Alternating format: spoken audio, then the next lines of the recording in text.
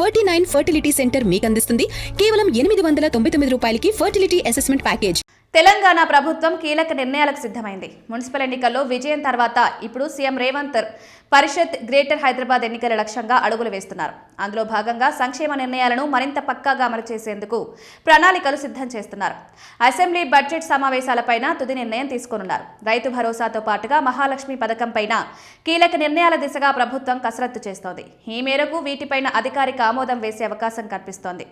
Telangana cabinet ఈ రోజు సమావేశం కానుంది. రైతు భరోసా నిధులపైన కొద్ది రోజులుగా చర్చ జరుగుతోంది. ఇప్పటికే నిధుల సమీకరణ ప్రక్రియ పూర్తి చేసినా నిధుల విడుదల జరగలేదు. దీంతో రైతులు నిధుల కోసం వేచి చూస్తున్న సమయంలో ప్రభుత్వం రానున్న 2 రోజుల్లో ఈ నిధుల విడుదలకు ఆలోచన చేస్తోంది. దీంతో ఈ రోజు జరిగే కేబినెట్ సమావేశంలో స్థానిక సంస్థల్లో ఇంకా పెండింగ్లో ఉన్న ఎంపీటీసీ, జెడ్పీటీసీ ఎన్నికల నిర్వహణపై నిర్ణయం తీసుకోనున్నారు. అసెంబ్లీ బడ్జెట్ సమావేశాల తేదీల ఖరారు వంటి అంశాలపై నిర్ణయాలు వెలువడనున్నాయి.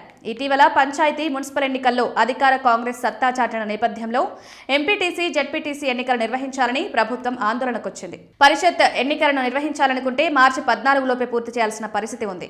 ఈ నేపథ్యంలో పరిషత్లకు ప్రత్యక్ష ఎన్నిక, పరోక్ష ఎన్నిక 10th పరీక్షలకు ముందా తర్వాత అన్నదానిపై మంత్రివర్గం చర్చించి నిర్ణయం తీసుకోనుంది. ఈ రోజు జరిగే సమావేశంలో యాసంగి రైతు భరోసా విడుదల, నిధుల సర్దుబాటుపై సమీక్ష నుంచింది.